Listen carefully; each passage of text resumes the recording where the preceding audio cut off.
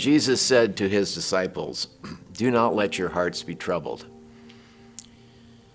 And I reflect on those words and how they've touched my life. And I think back to when he said that to them. He was at the Last Supper, hours before entering into his passion. He's with the original small faith sharing group at the time.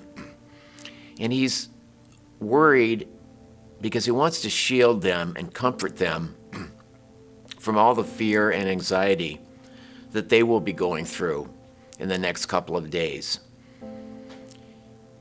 And he wants the same thing for us. He wants to shield and comfort us from all the fears and anxieties that we go through.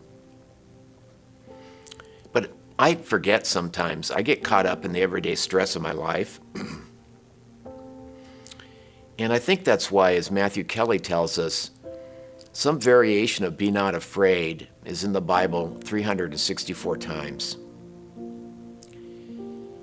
And I can remember the stress and fear and anxiety that washed over me when I was diagnosed with throat cancer last year.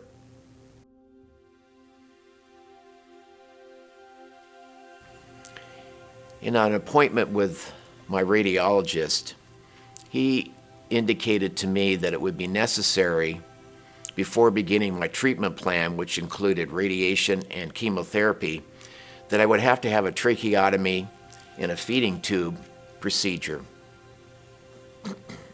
He said that halfway through the radiation, I would be in a considerable amount of pain. My throat would be swollen. I wouldn't be able to swallow. I wouldn't be able to speak. And it would be necessary for me to receive all my nutrients then through the feeding tube. He said it would be like having a real bad sunburn in my throat. When I was in the hospital for the tracheotomy procedure, I was restricted from receiving visitors because they were worried about infection at the trach site. And somehow, through the intercession of the Holy Spirit, my wife was able to come visit me. And she brought this cross with her. And she placed the cross on the whiteboard that was on the wall at the foot of my hospital bed. And I was able to look at this cross while I was in the hospital. And the message on the cross is, "I am with you." And I knew Jesus was with me through the love, prayers, and support of my family, friends, and especially the prayer warriors in my small faith sharing group. I knew he was with me in all the different medical personnel that I met that were part of my cancer care team. And I knew he was with me when I would pray for the intercession of Mary, Undoer of Knots, Mother Teresa,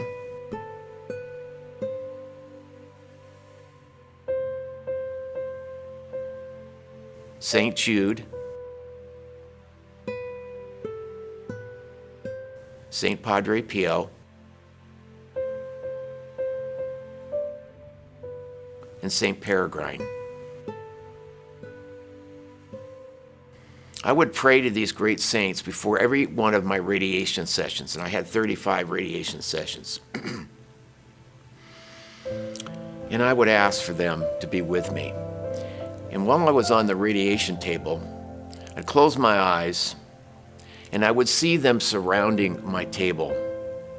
And I would do a litany: Mary, Undoer of Knots, Mother Teresa,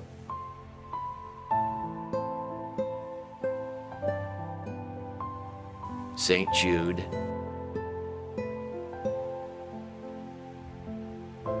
St. Padre Pio,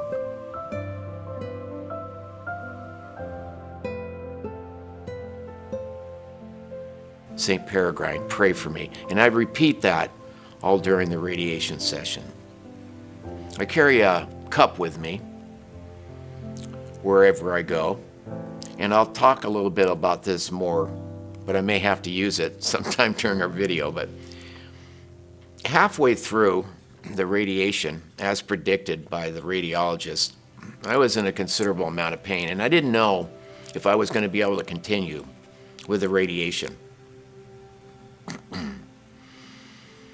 And as I sat with the pain one day, God blessed me with a realization that all these different medical personnel that I was encountering, when they were being knit in the womb, He knew they would one day touch my life with the healing power of His Son Jesus through their expertise, care, and support. And that the blessing of that realization enabled me to complete all 35 of the radiation sessions. So as I mentioned before, I carry this cup with me. And it's because damage from the radiation has affected my esophagus, and I no longer can swallow. I can't swallow my saliva. I can't take any food, so all nutrients go through the feeding tube. I can't take Eucharist. And I will tell you that that wound that I experienced in my throat, even after 9 weeks of swallow therapy, caused me to enter into a pit of despair.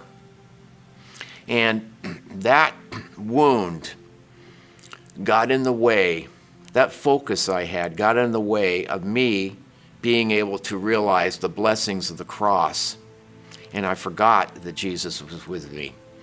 I forgot about the healing power, and I focused on what I couldn't do rather than what I could do with the blessings of Jesus.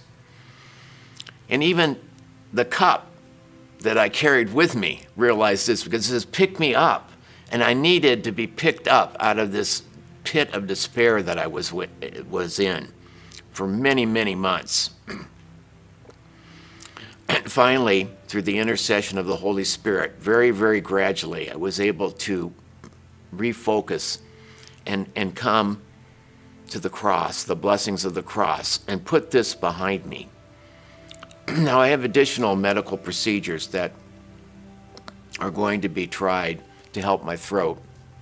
And I don't know if they're going to work or not, but I'll tell you that I'm at peace with whatever happens. I'm at peace with whatever God's will is for me as far as being able to swallow. I'm not in any pain. My cancer is in remission. I have so much to be thankful for, so many blessings, that I know that if I keep focused on the cross, that I will get through anything that's going to happen in the future. Just a reminder, Jesus said to his disciples, "Do not let your hearts be troubled. Don't be afraid. And I am always with you. I go before you. Come, follow me, and I will give you rest."